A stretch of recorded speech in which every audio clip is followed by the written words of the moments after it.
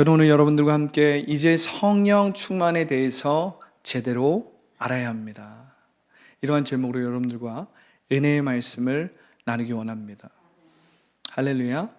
우리는 지난주에 왜 성령 침례와 성령 충만을 받아야 할까? 이러한 제목으로 성령 충만을 받은 사람, 그리고 성령 충만을 받지 않은 사람을 나눠서 우리가 함께 나누었습니다. 특별히 저는 이 성령 침례를 통해서 성령 충만을 받은 사람과 성령 충만을 받지 못한 그리스도인을 사도행전적인 그리스도인과 사복음서적인 그리스도인이라고 이렇게 나눠서 여러분들과 함께 나누었습니다. 그래서 여러분들이 그 말씀을 통해서 정말 성령 침례와 성령 충만은 받아도 되고 받지 않아도 되는 그리스도인으로서 선택적인 문제, 내가 성령을 중시하는 교단에 속하고 성령을 중시하는 목회자 밑에 있기 때문에 성령 충만을 중요시 여기고 성령 침례를 받고, 이러한 문제가 아니라 교단을 넘어서 어떤 목사님이 강조하고 그 목사님의 어떤 목회 철학을 넘어서 성령 침례와 성령 충만은 하나님의 자녀라면 누구나 반드시 받아야 한다는 것을 우리가 함께 나누었다는 사실입니다. 우리가 함께 이것을 나누었습니다. 이것은 선택사항이 아니에요. 이것은 옵션이 아니란 말이에요. 이것은 성경적이고, 이것은 사복음서 이후에 사도행전에서 사도행전적인 교회, 사도행전적인 하나님의 자녀가 어떠한 모습인지를 성경이, 신약이 말하고 있다는 사실입니다. 할렐루야. 그렇기 때문에 이것은 범교단적인 거예요. 교단을 초월하는 것입니다. 이건 초교파적으로 우리가 반드시 기억해야 되는 사실이에요. 성령 침례를 통해서 우리는 반드시 성령 충만을 해야 됩니다. 왜 그렇습니까? 하나님의 나라가 이미 이곳에 임하였다면 우리는 이젠 이미 임한 그 하나님의 나라를 누리고 나타내야 된다는 사실이에요. 언제까지 우리가 마치 기러기 신앙처럼, 우리가 이렇게 이야기하지 않습니까? 기러기 남편, 기러기 부인이라고 하잖아요. 결혼을 했는데 그 부부가 함께 살아야 될 거 아니에요. 할렐루야. 정말 그 부부가 사랑을 해서 결혼을 했다면 그 부부가 함께 살아야 되잖아요. 그런데 어떤 이유로 멀리서 이 부부가 살아가요. 서로 만나지 못합니다. 멀리 있어서 어떠한 이유가 되었든지 간에 멀리 있어서 만나지 못하는 거예요. 한 달에 한 번 만나든지 6개월에 한 번 만나든지 일주일에 한 번 만나든지 한 달, 기러기 부부처럼 살아가는 것입니다. 마치 성령 침례를 받지 못하고 성령 충만을 받지 못한다는 것은 마치 기러기 그리스도인이 되는 거예요. 하나님과 나는 날마다 멀리 있고 어쩌다가 한 번씩 만나고, 어쩌다가 한 번씩 은혜를 경험하고, 어쩌다가 한 번씩 능력을 체험하고 하나님의 능력을 나타내는 그리스도인이라는 사실입니다. 아니에요, 여러분. 그리스도인이라면, 하나님의 자녀라면 지금 이 순간 여기에서 하나님의 사랑과 하나님의 능력을 동시에 체험할 수 있어야 돼요. 깨달을 수 있어야 돼요. 나타낼 수 있어야 돼요. 누릴 수 있어야 돼요. 할렐루야. 그렇기 때문에 사도 바울은 하나님의 나라는 오직 성령 안에서 의와 희락과 평강이라고 말한 것입니다. 어쩌다가 느끼는 의가 아니에요. 어쩌다가 느끼는 기쁨이 아니에요. 어쩌다가 아주 간헐적으로 느끼는 평강이 아니에요. 매일 그 평강과 희락과 의 안에서 매일 새로워지는 것입니다. 매일 업그레이드 되는 거예요. 매일 하나님의 형상대로 회복되는 거예요. 매일 예수 그리스도로 우리가 닮아가는 거예요. 업그레이드 되는 것입니다. 우리의 이 낮았던 퀄리티가 하나님의 형상으로 점점 회복, 변화, 치유되는 것입니다. 이게 어쩌다가 하나님의 의를 느껴서 충만해지는 게 아니에요. 이게 어쩌다가 아니라는 거예요. 심지어 어떤 그리스도인들은 이 땅 가운데서는 우리가 어쩔 수 없이 고난을 당한다. 이 땅 가운데서 어쩔 수 없이 우리의 노력과 우리의 힘으로 우리의 어떤 노하우로 살아가는 것이고, 그래도 이 노하우로 살아가면서 교회 열심히 다니고 열심히 노력하다가 죽으면 그때 진정한 하나님의 의와 희락과 평강을 누린다? 아니라는 사실이에요. 아니라는 사실이에요. 우리가 복음서를 읽어보고 또 서신서를 읽어보고 또 특별히 사도행전을 읽어보면 그러한 생각은 대단히 잘못된 생각이요 대단히 잘못된 신학이라는 것을 우린 금방 알 수 있습니다. 할렐루야. 신앙은, 믿음은, 성령 안에서 느끼는 의와 희락과 평강은 현재형이지 미래형이 아니에요. 현재형이지 과거형이 아니에요. 할렐루야. 우리가 과거에 느꼈다면 그 과거에 깨닫고 체험한 그 믿음의 분량은 현재 어떻게 돼야 됩니까? 성장해야 돼요. 더 깊어져야 돼요. 더 넓어져야 돼요. 더 성숙되어져야 돼요. 더 능력이 나타나져야 되는 거예요. 할렐루야. 우리가 과거에 받은 그 은혜로 지금까지 우려 먹는다? No. 하나님의 나라는 그렇게 이루어지지 않습니다. 예수님 뭐라고 말씀하셨습니까? 누구든지 목마르거든 내게로 와서 마시라. 내가 주는 물을 마시는 자는 성경의 이름과 같이 그 배에서 생수의 강이 흘러나리라. 이 생수의 강이 닿는 곳마다 어떻게 됩니까? 기쁨이 회복되는 거예요. 평강이 나타나는 거예요. 하나님의 의로 말미암아 불의한 것들이 변화되는 거예요. 천한 것들이 변화되는 거예요. 내 안에 있었던 병든 마음이 치유되는 거예요. 내 안에 있었던 고질적인 중독이 떠나가는 거예요. 내 안에 있었던 악한 권세의 영향을 받았던 모든 변질되고 왜곡되고 타락한 영역이 예수 그리스도 안에서 새로워지는 거예요. 예수 그리스도의 통치 안에 있기 때문에 완전히 바뀌는 거예요. 그 분위기와 환경이 완전 바뀐다라는 거예요. 할렐루야.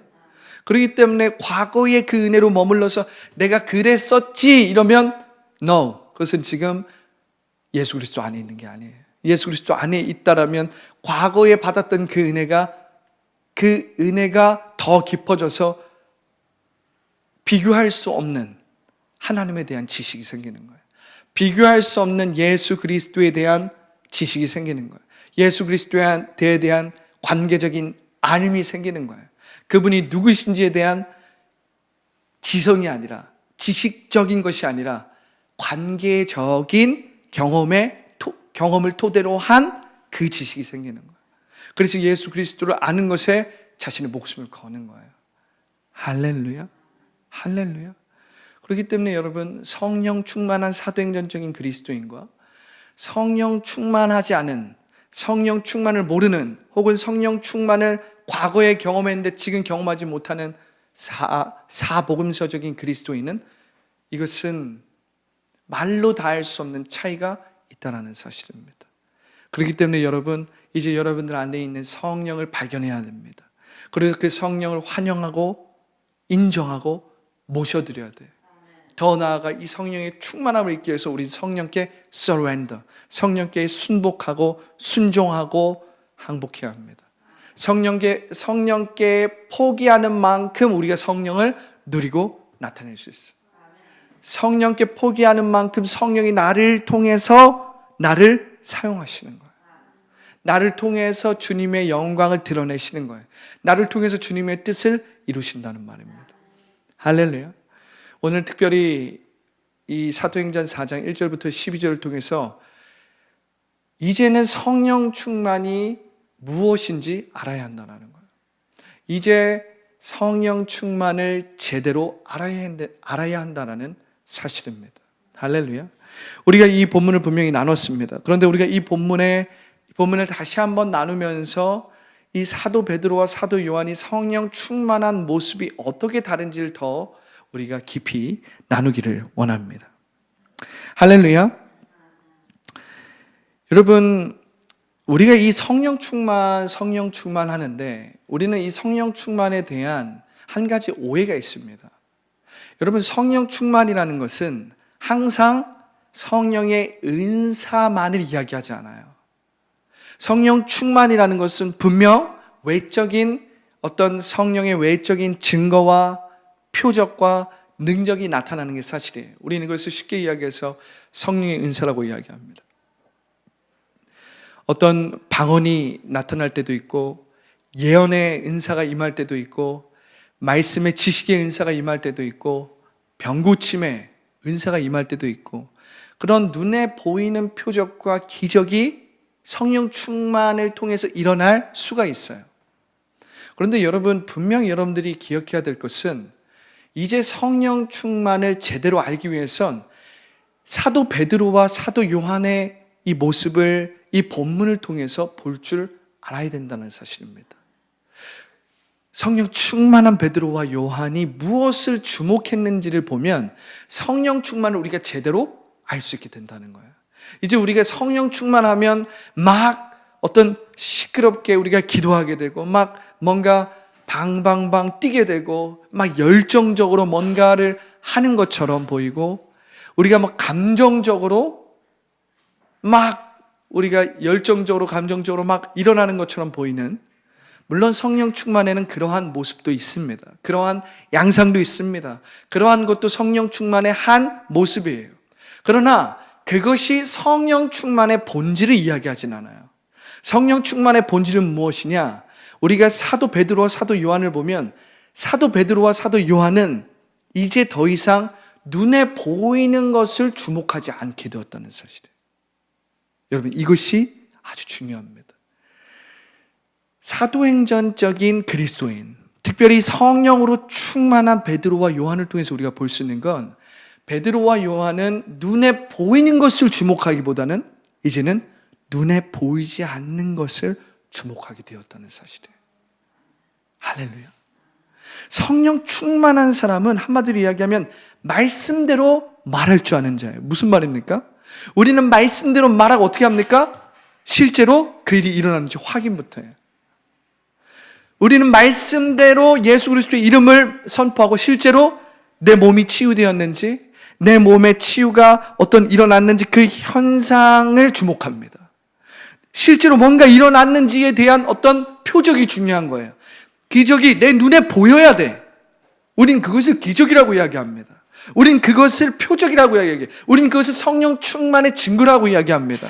그런데 여러분들이 분명히 알아야 될 사실은, 사도 베드로와 사도 요한은 성령이 충만하고 나서 이제 더 이상 눈에 보이는 것을 주목한 것이 아니라 눈에 보이지 않는 것, 또한 눈에 보이지 않는 세계를 주목했다라는 사실을 여러분들이 이젠 기억해야 합니다.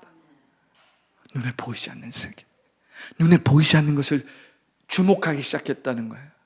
사도 베드로와 사도 요한은 사복음서적인 제자였을 때 그들은 눈에 보이는 것을 항상 집중했어요. 눈에 보이는 것을 따라갔어요. 눈에 보이는 것에 의해서 마음이 빼앗기고 매이고 압도되었습니다. 그런데 이제 사도 베드로와 사도 요한은 눈에 보이는 것이 아니라 눈에 보이지 않는 것을 주목하기 시작했어요. 눈에 보이지 않는 세계를 주목하기 시작했다는 말입니다. 이 말은 무슨 말이냐면, 그들이 말씀대로 말하고 그 말씀대로 이루어졌는지 확인하고 체크하고 그런 게 아니라, 말씀대로 말했으면 하나님이 그것을 이루실 것에 대해서 의심하지 않았다는 거예요. 왜냐하면 하나님의 나라는 눈에 보이지 않는 세계이기 때문에, 하나님의 나라는 눈에 보이지 않는 세계의 변화를 통해서 이루어지는 세계이기 때문에, 하나님의 나라는 뜻이 하늘에서 이루어진 것처럼 지금 여기에 이루어지는 놀라운 세계이기 때문에, 베드로와 요한은 이젠 눈에 보이는 것에 집중하는 것이 아니라 눈에 보이지 않는 세계를 주목하기 시작했다는 것을 여러분들이 무엇보다 깨달아야 합니다. 할렐루야. 성령 충만의 본질은 눈에 보이지 않는 세계를 주목했다라는 거예요. 믿음은 바라는 것들의 실상이요 보이지 않는 것들의 증거라고 하잖아요. 믿음은 바라는 것들의 실상이요 보이지 않는 것들의 증거예요. 믿음은 내가 이미 기도한 것을 받은 줄로 믿은 거예요. 이미 받은 것을 누리고 나타내는 것이 믿음이라는 사실입니다. 여러분, 믿음은 내가 어떤 것을 기도하고 그것을 확인하고 체크하고 그것이 안 됐으면 실망하고 두려워하고 다시 의심하고 불안하는 것이 아닙니다. 그것은 믿음이 아니에요. 그것은 불신이고 의심입니다. 그러나 사도행전적인 그리스도인은 어떤 사람이냐면, 하나님의 말씀대로 말했다면 그 일을 이루실 그 하나님을 있는 그대로 믿는 거예요. 말씀대로 말하는 것입니다. 말씀대로 생각하는 것입니다. 그리고 눈에 보이는 것이 아니라 눈에 보이지 않는 것을 주목하는 거예요. 그것을 따라가는 거예요. 그것을 심는 거예요. 그것을 붙드는 거예요. 눈에 보이지 않는 세계를 붙드는 것입니다. 할렐루야. 여러분, 이것이 너무나도 중요하다라는 사실입니다. 오늘 말씀을 보면 베드로와 요한이 주목한 것이 나옵니다. 4장 2절을 보죠. 베드로와 요한은 무엇을 주목합니까? 4장 2절을 보면 이렇게 기록되어 있습니다. 예수 안에 죽은 자의 부활이 있다고 백성을 가르치고 전함을 싫어하여. 너무나도 놀랍게도 베드로와 요한이 이 성전 미문에서 나면서부터 걷지 못한 자, 성경에 보면 그 사람은 이제 한 40살 정도 되는 사람이에요. 많은 사람들이 이 나면서부터 걷지 못하는 자가 미문에서 구걸하는 것을 보았습니다. 예수 그리스도의 이름으로 이 사람이 걷게 되었어요. 뛰게 되었습니다. 하나님을 찬양하게 되었어요. 이 사람이 존재적인 혁명이 일어나고 실질적인 치유가 일어나서 하나님을 예배하게 되었습니다. 그래서 성전 미문에서 이제 더 이상 구걸하지 않고 성전으로 들어갑니다. 그래서 베드로와 요한과 함께 하나님을 찬미하며 하나님을 예배합니다. 사람들이 베드로와 요한 주변으로 모입니다. 솔로몬의 행각이라 불리는 곳에 사람들이 모여요. 그런데 베드로와 요한이 너무나도 놀랍게도 분명히 나면서부터 걷지 못한 이 사람이 낳게 된 이 치유 사건을 증거하고 나타내고 주목하고 이것을 조금 과시할 줄 알았는데 사도 베드로와 사도 요한은 무엇을 증거합니까? 죽은 자 안에 부활이 있다. 이 절에 보면 예수 안에 죽은 자의 부활이 있다라는 것을 선포합니다. 이게 너무나 놀라운 거예요. 사복음서적인 제자들을 한번 우리가 생각해 보세요. 그들은 예수님이 많은 표적을 이루었습니다. 많은 병자를 고쳤어요. 심지어는 예수님이 나사로를 그 죽은 무덤에서 불러내서 나사로를 죽음에서 살리셨단 말이에요. 그들은 엄청난 표적을 보았습니다. 그들은 엄청난 증거를 갖고 있었어요. 예수님이 오병이어의 기적을 통해서 5,000명이나 되는 사람들을 먹입니다. 그들은 기적의 산 증인들이었어요. 그래서 사복음서적인 제자들이었을 때 그들은 이 표적을 자랑했고 이 표적을 주목했습니다. 이 증거를 늘 주목했어요. 이스라엘 백성들도 예수님의 그 표적, 예수님의 그 증거를 따라서 예수님 주변으로 몰려들었습니다. 그런데 여러분, 오늘 사도행전적인 그리스도인, 사도행전적인 베드로와 요한은 무엇에 주목하느냐? 눈에 보이는 것에 주목하는 것이 아니라 눈에 보이지 않는 세계에 주목했다라는 거예요. 그 중에 첫 번째가 바로 사도행전 4장 2장에 기록되어 있는 예수 그리스도 안에서 죽은 자의 부활이 있다. 예수 그리스도 안에서 죽은 자의 부활이 있기 때문에 그 예수 그리스도 안에서 죽은 자의 그 부활의 그 사건이, 그리고 그 예수 그리스도의 이름이 나면서부터 걷지 못하게 된 이 사람을 일으킨 것이다. 건강하게 만든 것이다. 치유한 것이다. 너무나도 놀라운 거예요. 왜냐하면 사도 베드로와 사도 요한은 더 이상 치유가 이루어진 그 표적 자체에 주목한 것이 아니라 예수 그리스도의 그 부활에 주목했다라는 거예요. 할렐루야. 우리가 또한 이 베드로와 요한이 주목한 것이 무엇인지를 4장 8절을 통해 봅니다. 먼저는 4장 8절은 그들이 주목했다기보단 그들의 상태를 보여주는 거예요. 4장 8절에 보면 이렇게 기록됐죠. 이에 베드로가 성령이 충만하여 이르되 백성의 관리들과 장로들아, 이렇게 이야기해요.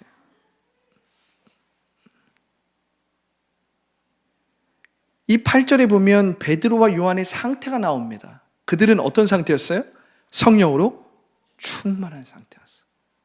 영으로 충만한 상태였어요. 이 말은 바꿔 이야기하면 그들이 보이지 않는 세계를 붙들고 보이지 않는 세계를 주목했던 자들이라는 거예요. 성령 눈에 보이지 않습니다. 그런데 그 성령님을 환영하고 인정하고 모셔드리고 그 성령님께 순복했다는 거예요. 그 성령님께 순복하는 만큼 성령의 능력이 나타나는 것이거든요. 그 성령님께 내어드리는 만큼 성령의 능력이 나타나는 것이거든요. 그렇기 때문에 여러분들이 성령 충만을 이젠 제대로 이해한다고 한다면 성령 충만은 가시적인 어떤 외적인 표적이 많이 나타나는 것이 성령 충만이 아니라는 사실을 분명히 여러분들이 기억해야 돼요. 할렐루야. 그러나 여러분들이 반드시 기억해야 될 건 무엇이냐면 이젠 성령의 어떤 외적인 은사, 어떤 신유, 예언, 방언, 어떤 그러한 역사들이 이제 일어나지 않는다. 특별히 신유와 같은 병고침의 역사들은 이제 일어나지 않는다. 이와 같은 은사 중지론과 같은 이야기는 절대 하면 안 되는 거예요. 왜냐하면 현재적 하나님의 나라에서 치유는 일어나는 것입니다. 역사는 일어나는 거예요. 어둠의 권세는 떠나가는 것입니다. 변화와 회복과 치유가 일어나는 것입니다. 어떻게 보면 변화와 회복과 치유, 특별히 이 병고침의 역사도 우리에게 더 자연스러운 일처럼 여겨져야 돼요. 할렐루야. 이 미국의 그 베델교회의 빌 존슨 목사님은 본인의 교회에 뭐라고 이야기하냐면 그 베델교회의 그 교회에 미라클, 이런 기적이 일반적으로 그냥 일어나는 일로서 만들고 싶다라고 얘기했어요. 그리고 그러한 사역을 계속함으로써 이제 베델교회 성도들은 기적이나 병고침이나 어떠한 초자연적인 역사를 자연스럽게 받아들이는, 그걸 막 특별하게 생각하고 거기에 너무 큰 의미를 부여하고 막 거기에 막 이렇게 반응하는 것이 아니라 하나님이 일하시는데 당연한 거 아니야? 하나님이 역사하시는데 그 일은 당연히 일어날 수 있지 하는 이 하나님 자녀의 마인셋을 키워냈다라는 거예요. 제가 그 빌 존스 목사님의 설교와 그 책을 보면서 그렇지, 이게 사도행전적인 그리스도인이고 이게 사도행전적인 교회의 모습이지. 오늘날 우리는 너무나도 초자연적인 일들, 병고침의 역사들, 어떤 성령이 사람들을 막 강타하고 변화시키고 회복시키는 것에 대해서 막 두려워하고 무서워하고 심지어는 위험하게 생각합니다. 마치 구더기 무서워서 장 못 담그듯이 성령의 충만함이나 어떤 성령의 은사나 성령의 일이 일어나면 두려워. 뭔가 문제가 일어나. 질서가 깨져. 이 질서가 깨진다라는 우리는 그 전제하에 성령의 은사와 성령의 초자연적인 역사를 두려워하고 경시하고 심지어는 무시합니다. 심지어는 그것을 받아들이지 않아요. 심지어는 그것을 어떻게 합니까? 업신여기기까지 합니다. 그러니 여러분 조심하십시오. 성령의 역사를 업신여기는 것, 성령을 모독하는 것은 용서받을 수 없는 죄라고 예수님이 말씀하셨어요. 성령을 모독해서는 안 됩니다.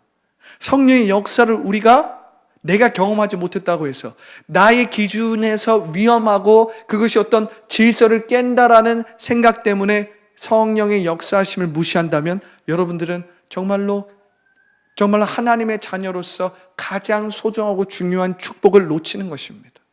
놓치는 거예요. 어떻게 보면 이 빌 존슨 목사님이 말씀하신 것처럼 우리는 이 성령의 역사하심을 더 자연스럽게 받아들일 줄 알아야 돼요. 할렐루야. 그러나 여기서 여러분들이 또한 반드시 기억해야 될 것이 있어요. 그것이 무엇입니까? 그것은 성령 충만이 무슨 의미냐는 거예요. 이 성령 충만을 제대로 알기 위해서 오늘 말씀에 기록된 바와 같이 사도 베드로와 사도 요한은 눈에 보이는 표적이나 눈에 보이는 현상에 주목한 것이 아니라 눈에 보이지 않은 세계에 주목했다는 거예요. 예수 그리스도 안에서 죽은 자들의 부활이 있다는 것을 선포했다는 거예요. 그들의 상태가 8절에 기록되어 있고 또한 그들이 주목한 것을 보면 4장 9절부터 10절입니다. 자, 이것을 읽어보죠. 자, 시작. 만일 병자에게 행한 착한 일에 대하여 이 사람이 어떻게 구원을 받았냐고 오늘 우리에게 질문한다면 너희와 모든 이스라엘 백성들은 알라 너희가 십자가에 못 박고 하나님이 죽은 자 가운데서 살리신 나사렛 예수 그리스도의 이름으로 이 사람이 건강하게 되어 너희 앞에 섰느니라. 할렐루야. 오늘 9절에 보면 이 병자에게 행한 착한 일이라고 했어요. 여러분, 우리가 병자를 위해서 기도해주고 병자를 위해서 섬기고 병자를 위해서 우리가 함께 합심해서 중보하는 것은 선한 일인 것입니다. 이 선한 일이라는 건 뭐예요? 하나님의 일이라는 거예요.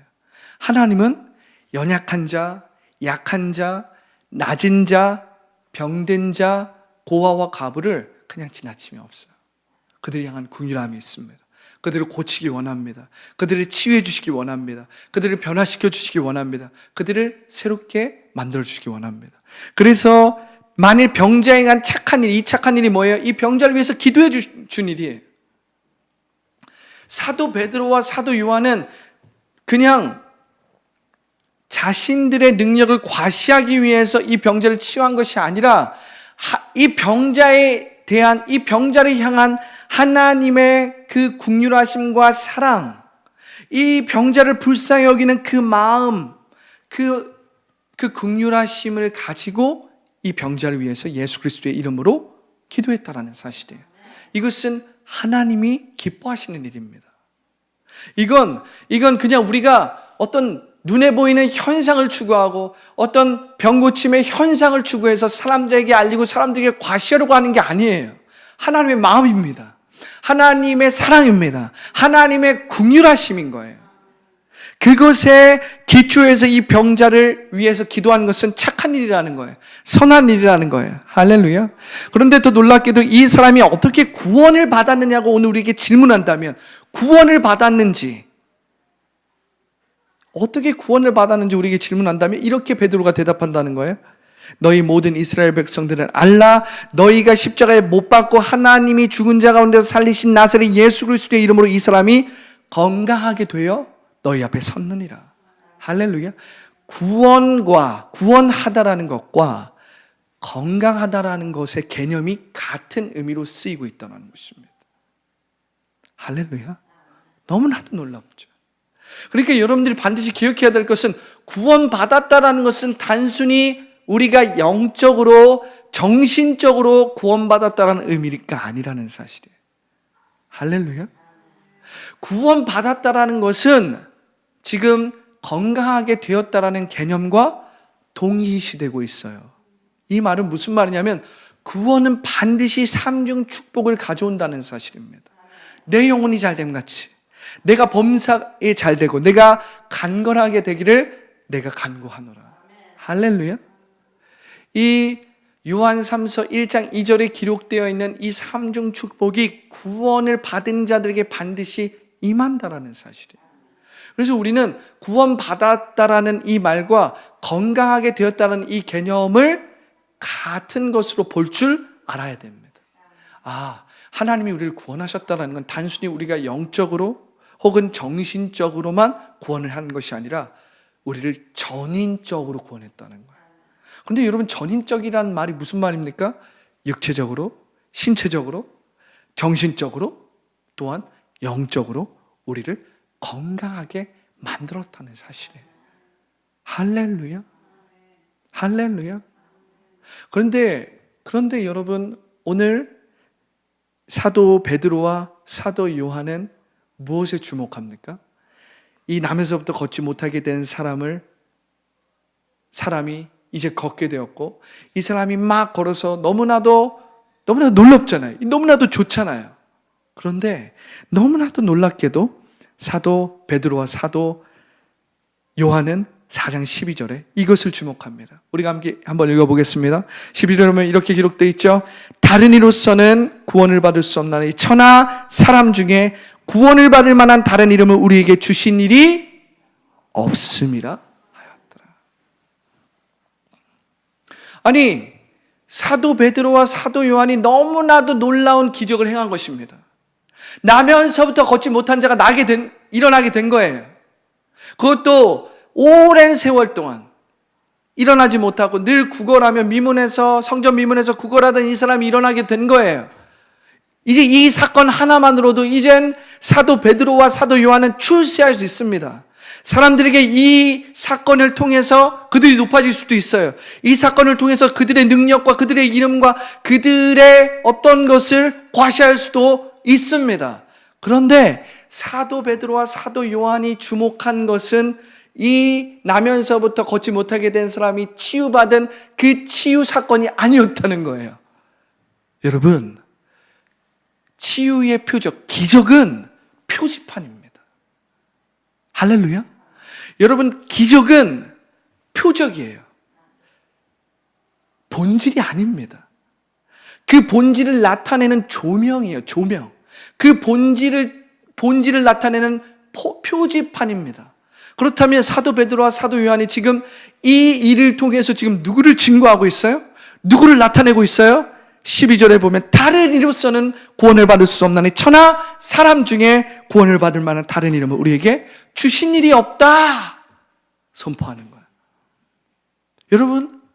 여러분 제가 서두와 또한 중간에도 분명히 이야기했지만 사도행전적인 그리스도인에게 성령의 초자연적인 역사들은 우리에게 조금 더 어떻게 돼야 되냐면 자연스러운 일이 돼야 돼요. 왜냐하면 하나님의 자녀는 하나님이 함께 하시기 때문에 하나님의 초자연적인 역사들이 일어납니다. 일어나요. 그리고 우리는 그것을 거부하거나 거절하거나 그것에 대해서 반박하면 안 돼요. 우린 그걸 받아들일 줄 알아야 됩니다. 인정할 줄 알아야 돼요. 그리고 우리는 그러한 일들이 일어날 수 있다는 것을 우리는 경험할 줄도 알아야 됩니다. 받아들여야 돼요. 하나님의 능력이고 하나님의 일입니다. 그러나 여러분들이 또한 반드시 기억해야 될 것은 오늘 말씀을 통해서 성령 충만이 무엇인지를 여러분들이 반드시 기억해야 돼요. 왜 우리가 성령 충만을 받아야 할까? 그리고 왜 우리가 성령 충만을 통해서 살아가야 할까를 우린 반드시 기억해야 되는데 여러분 오늘 12절에 보면 다른 이로서는 구원을 받을 수 없나니 천하 사람 중에 구원을 받을 만한 다른 이름을 우리에게 주신 일이 없다라고 사도 베드로는 선포하고 있단 말이에요. 선포하고 있단 말이에요. 이 말은 사도 베드로가 이제 더 이상 기적적으로 일어난 눈에 보이는 표적을 주목하기보다는 눈에 보이지 않는 세계, 눈에 보이지 않지만 실제로 역사하시는 그분이 누구신지를 알고 그분을 증거하기 시작했다는 말이에요. 할렐루야. 여러분, 우리가 반드시 기억해야 될 것은 치유의 역사와 기적과 이적은 중요한 일입니다. 왜냐하면 그것은 하나님의 나라가 이곳 가운데 임했다라는 것을 나타내기 때문에 중요한 거예요. 그것을 통해서 하나님의 나라가 이곳 가운데 역사하고 있고 현재적 하나님의 나라가 우리 가운데 이미 임했다라는 것을 보여주기 때문에 너무나도 중요한 사건이고 일입니다. 그런데 여러분들이 반드시 기억해야 될 것은 이 나면서부터 걷지 못하게 된 사람이 예수 그리스도의 이름으로 일어나게 됐지만 결국에 이 사람이 죽게 되어 영원히 살게 돼요. 죽게 된다는 사실이에요. 그러니까 이 사람이 치유된 것은 너무나도 감사하고 너무나도 좋은 일이지만 이 치유를 통해서 하나님이 나타내시고자 하는 것은 무엇이냐면 하나님이 회복시키고자 하는 것은 무엇이냐면 이 사람의 영혼을 구원하기 원하시는 거예요. 더 정확하게 말하면 이 사람의 혼을 구원하기 원하시는 거예요. 이 사람의 인생을 구원하기 원하시는 거예요. 그러니까 하나님이 이 사람의 이 걷지 못하게 된 이 사람을 치유하신 것은 한마디로 이야기하면 하나님 나라의 그림자가 무엇인지를 보여준 거예요. 하나님 나라로 이끌기 위한 표지판으로 이 영혼에게 보여주는 거예요. 본질은 무엇입니까? 이 영혼이 하나님으로부터 나서 예수 그리스도 안에 살게 만드는 거예요.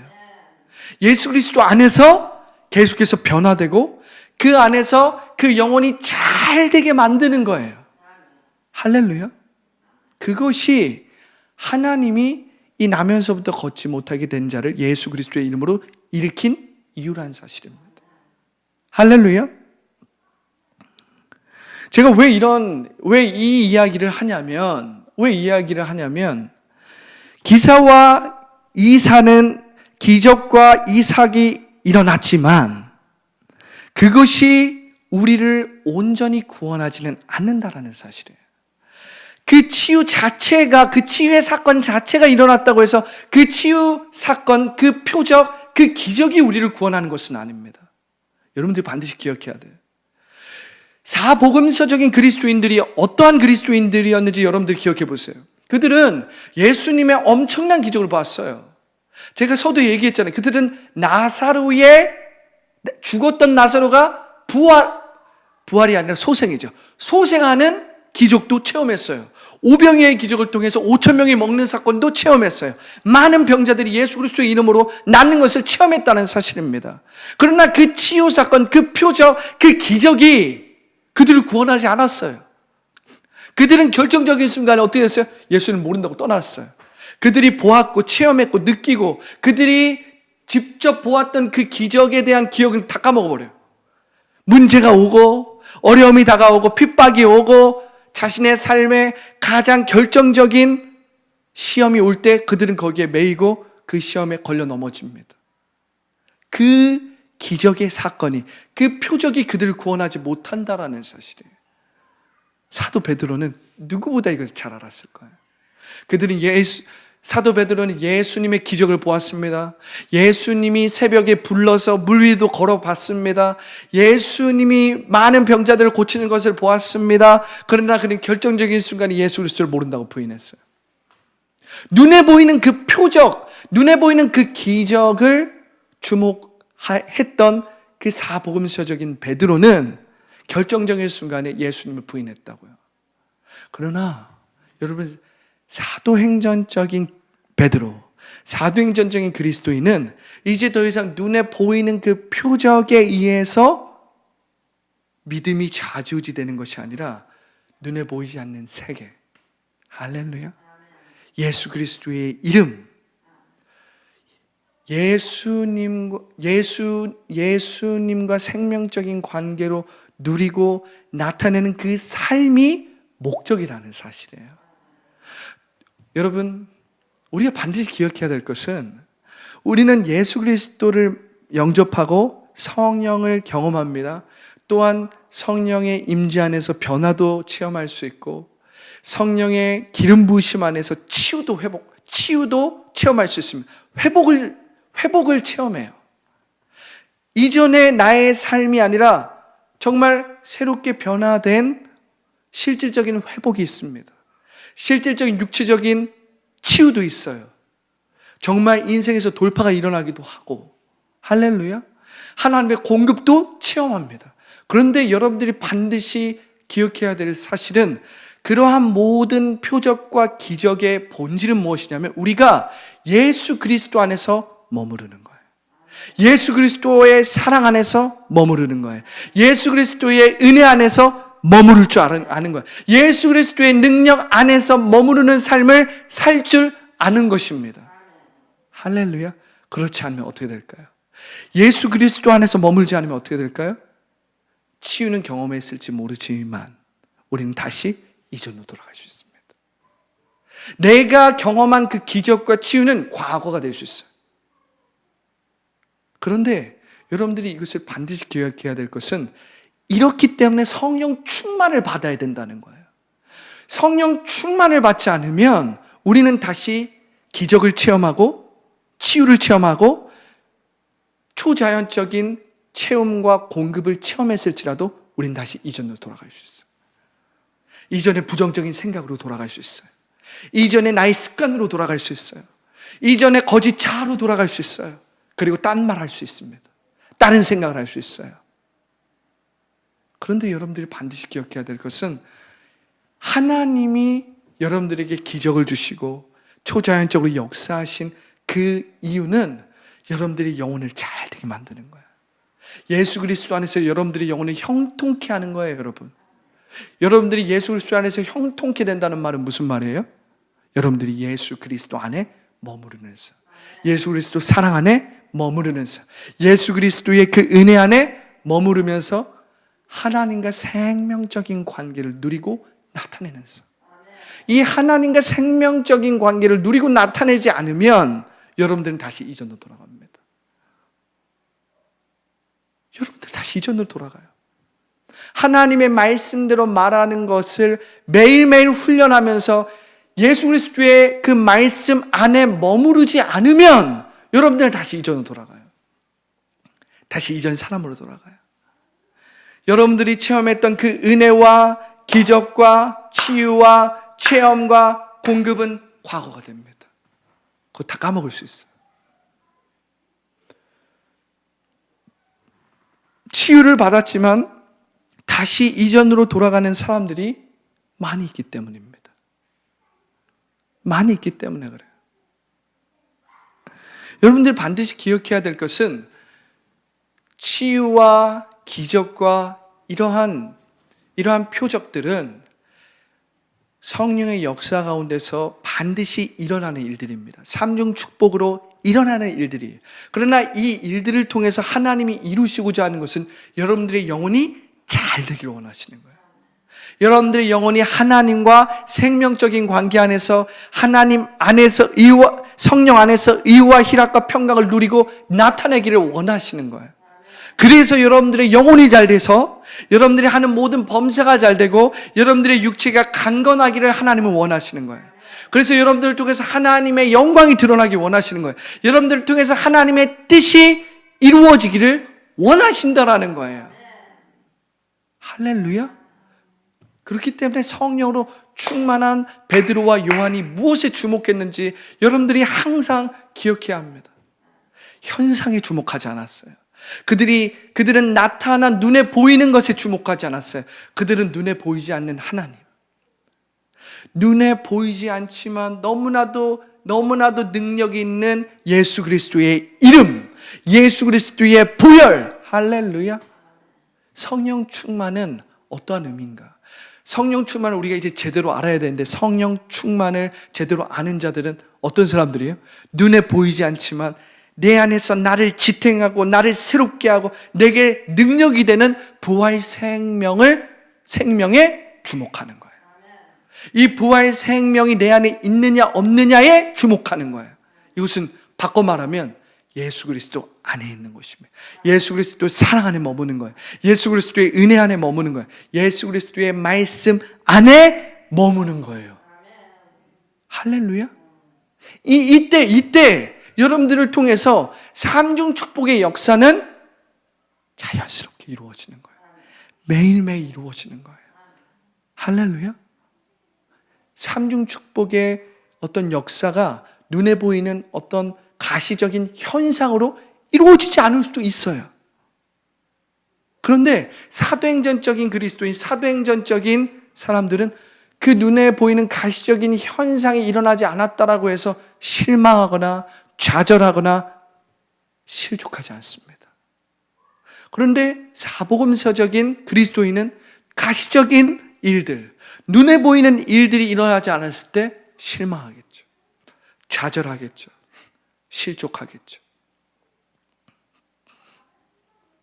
눈에 보이는 그 상황을 보면서 평가하고 판단하고 하나님의 뜻이 이루어지지 않은 것처럼 생각하는 거예요. 하나님이 역사하지 않은 것처럼 생각하는 거예요. 그러나 사도행전적인 그리스도인, 사도행전적인 베드로와 요한은 눈에 보이는 가시적인 그 일이 이루어지지 않았을지라도 뜻이 하늘에서 보이지 않는 세계에서 이미 이루어진다는 사실을 깨닫고 믿기 때문에 가시적인 것에 의해서 좌지우지되지 않는 거예요. 그렇기 때문에 여러분, 오늘 사도 베드로와 요한은 나면서부터 걷지 못하게 된 자가 치유받은 그 사건에 주목한 것이 아니라 예수 그리스도 안에 죽은 자의 부활이 있다. 부활 생명, 부활의 능력, 부활의 복음에 주목하는 거예요. 할렐루야.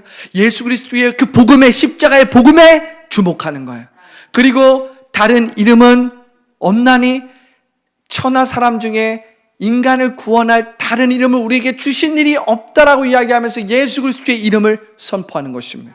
왜냐하면 기적 그 자체가 우리를 구원하는 것이 아니라 예수 그리스도의 이름이, 예수 그리스도가 우리를 구원한다는 사실을 사도 베드로와 사도 요한은 너무나도 잘 알았다는 거예요. 그리고 이것이 성령 충만의 결과입니다. 할렐루야. 성령 충만의 어떤 외적인 현상이 방언일 수도 있고 예언일 수도 있고 어떤 병 고침의 은사가 나타나서 병을 고치는 일이 일어날 수도 있고 어떤 성령의 외적인 은사일 수 있어요. 눈에 보이는 가시적인 현상일 수 있어요. 그런데 그것은 현상이란 말이에요. 그것은 성령이 강력하게 강타하시고 성령이 강력하게 역사하실 때 나타나는 진동의 가시적인 현상이고 증거란 말이에요. 그런데 성령 충만의 본질은 무엇이냐면 성령 충만의 본질은 부활 생명이라는 거예요. 그리고 이 부활 생명을 누리고 나타내는 것이 성령 충만의 본질이라는 사실이에요. 내 안에 부활 생명이 충만하게 역사하는 것을 느끼고 누리고 나타내는 것이 성령 충만의 본질이라는 거예요. 이 성령 충만의 본질이 나타날 때 일어나는 현상 같은 것이 기적과 병고침과 이러한 일들이 현상적으로 일어날 수 있는데 그것은 본질은 아니라는 사실이에요. 그래서 여러분들이 구별을 할 줄 알아야 돼요. 병고침의 역사는 일어나지 않는다. 어떤 가시적인 그러한 현상이 일어나는 것은 위험한 일이다. 그게 중요한 게 아니에요, 여러분. 그것보다 더 여러분들이 기억해야 될 건 원수 마귀는 여러분들이 눈에 보이는 것을 더 주목하게 만든다는 사실이에요. 그래서 여러분들이 성령 충만을 제대로 알지 못해서 예수 그리스도 안에서 변화, 회복, 치유되지 못하게 만드는 것이 이 원수마귀의 전략이라는 거예요. 여러분들이 이 원수마귀의 전략을 아는 것이 더 중요하지 성령 충만이 임하면 질서가 무너져. 잘못된 길로 갈 수 있어. 교만해질 수 있어. 위험해. 이게 아니라는 거예요, 여러분. 여러분들이 이젠 성령 충만이 무엇인지 제대로 알았다면 성령 충만은 부활 생명을 내가 누리고 나타내는 것입니다. 예수 그리스도 안에 죽은 자의 부활이 있다. 할렐루야. 사도 베드로와 사도 요한이 주목한 것을 보세요. 그들을 통해서 놀라운 기적이 일어났지만 그들은 그것에 나면서부터 걷지 못하게 된 그 사람을 주목시키지 않았어요. 만약 그것이 목적이었다면 여러분 한번 생각해 보세요. 그것이 목적이었다면 하나님께서 사도 베드로와 사도 요한을 통해서 모인 사람들 중에 모든 병자들 다 고쳤어야 될 거예요. 다 고쳤어야 될 거예요. 그런데 그것은 목적이 아니에요, 여러분. 그 수단을 통해서, 그 일을 통해서 무엇을 조명하는 게 목적이에요? 예수 그리스도를 조명하는 거. 예수 그리스도를 나타내는 것. 하나님의 영광을 나타내는 것이 목적이란 말이에요. 할렐루야. 그렇기 때문에 우리가 현재적 하나님의 나라를 누리고 나타내는 것은 성령 충만을 통해서 나타내는 것인데 이것은 부활 생명이 우리 안에서 충만하게 느껴지고 우리가 부활 생명을 충만하게 누리고 나타내는 것이다. 이게 성령 충만이다. 할렐루야. 그리고 이 성령 충만 가운데서 삼중 축복의 역사가 반드시 일어난다. 할렐루야. 그런데 여러분들이 또한 기억해야 될 것은 지금은 하나님의 나라가 완성되지 않았잖아요. 하나님의 나라는 예수님이 다시 재림하셨을 때 이제 완성됩니다. 우리는 그때까지 여전히 원수 마귀가 불법적으로 역사하고 다스리는 이 세상을 살아가는 거예요. 이 현실을 살아갑니다. 그렇기 때문에 여전히 질병이 있습니다. 여전히 죄와 사망이 이 땅을 다스리는 것처럼 보이는 이 세상 가운데서 우리는 살아가고 있어요. 현실이 있다란 말이에요. 할렐루야. 법적으로 구원은 이루어졌고 법적으로 어둠의 권세는 떠나갔지만 예수 그리스도를 믿는 우리가 법적으로 이미 이루어진 그 말씀을 가지고 이 세상을 어떻게 해야 돼요? 변화, 회복, 치유하면서 나아가야 된다는 사실이에요. 할렐루야. 그러나 여전히 원수 마귀는 불법적으로 역사하고 어둠의 권세로 여전히 불순종의 아들들 가운데 딸들 가운데서 끊임없이 역사합니다. 역사해요. 믿는 자들 가운데도 여전히 질병에 시달리는 사람들이 있습니다. 병마와 싸우며 고통 가운데 있는 사람들이 있어요. 가난 가운데 있는 사람들이 있어요. 질병 가운데 있는 사람들이 있어요. 여전히 있습니다. 그러니 여러분들이 반드시 기억해야 될 것은 이젠 우리가 예수 그리스도 안에서 새로운 피조물이 되었고 우리가 완전히 다른 출생, 신분, 존재가 되었기 때문에 우리 이제 그 부활의 생명을 가지고 어떻게 해야 돼요? 말씀대로 말함으로 사도행전적인 베드로와 요한과 같이 예수 그리스도의 이름으로 나아갈 줄 알아야 돼요. 예수 그리스도 안에서 머무를 줄 알아야 돼요. 예수 그리스도의 사랑과 예수 그리스도의 은혜와 예수 그리스도의 능력 안에서 머물면서 어떻게 해야 됩니까? 지금 이 현실을 변화시킬 줄 알아야 돼요. 회복시킬 줄 알아야 돼요. 할렐루야. 그것을 통해서 우리는 지금 이 순간 여기에서 하나님의 나라를 회복하고 확장할 줄 알아야 됩니다. 하나님의 나라를 누리고 나타낼 줄 알아야 돼요. 할렐루야. 그래서 우리는 성령 안에서 의와 희락과 평강을 누리고 나타내는 삶을 살아갈 줄 알아야 된다는 사실입니다. 이것이 본질이에요. 이것이 나면서부터 걷지 못하게 된 사람을 치유한 이유입니다. 이 나면서부터 걷지 못하게 된 사람이 치유된 이 사건이 본질이 아니라는 사실이에요. 이것은 성령의 능력 가운데서 성령의 역사 가운데서 일어날 수 있는 현상이요, 기적입니다. 이것도 너무나도 소중하고 너무나도 귀한 것이죠. 그리고 우리는 이 일들을 통해서 격려를 받고 하나님의 살아계심을 깨닫게 됩니다. 하나님의 살아계심에 대한 증거를 얻기도 해요. 할렐루야. 그런데 우리는 이 증거를 가지고 무엇을 봐야 돼요? 예수 그리스도를 봐야 돼요. 우리 안에 역사하는 그 예수 그리스도의 은혜를 봐야 돼. 우리 안에 역사하는 예수 그리스도의 사랑을 봐야 돼. 보이지 않는 세계가 우리 가운데 열려야 돼. 하나님이 원하시는 것은 우리가 보이는 세계에 묶이고 매이고 붙들리고 종노릇하는 게 아니라 이 초자연적인 기적과 이적과 역사심을 통해서 보이지 않는 세계를 보라는 거예요. 보이지 않는 세계, 보이지 않지만 역사하시고 능력으로 행하시고 길을 만드시고 기적을 행하시고 약속을 지키시는 그 보이지 않는 하나님을 바라보라는 거예요. 보이지 않는 하나님의 말씀을 붙들라는 거예요. 보이지 않는 하나님의 그 말씀 안에 머무르라는 거예요. 할렐루야. 오늘날 여러분 은혜를 받고 치유를 경험하고 기적을 체험했지만 다시 이전으로 돌아가는 사람들을 제가 많이 봅니다. 제가 많이 봤어요. 제가 개척 교회를 하면서도 그러한 사람들을 봤습니다. 기적을 체험했습니다. 치유를 체험했습니다. 누가 어떠한 말로 부인할 수 없는 분명한 체험과 분명한 변화와 치유가 일어났어요. 그런데 다시 이전으로 돌아가. 왜? 주님의 말씀 안에 머무르지 않기 때문에, 주님의 사랑 안에 머무르지 않기 때문에, 주님의 은혜 안에 머무르지 않기 때문에, 예수 그리스도 안에 머무르지 않기 때문에 다시 눈에 보이는 것을 붙들기 때문에, 눈에 보이지 않는 것들을 붙들고 하나님이 이미 내게 주신 것들을 감사하면서 말씀대로 말하고 그 예수님의 은혜 안에 머물고 그 예수 그리스도 안에 머무르면서 예수 그리스도와 함께 동행해야 되는데 다시 어떻게 합니까? 이전으로 돌아가는 거예요. 그 치유를 받은 그 사건 그 자체가 목적이 되면 우린 다시 이전으로 돌아갑니다. 눈에 보이는 그 현상이 목적이 되면 우리는 반드시 실수하고 실족하고 넘어지게 되어 있어요. 그런데 그 기적과 그 치유를 통해서 하나님이 우리에게 원하시는 것은 눈에 보이지 않는 하나님의 나라를 받아들이는 거예요.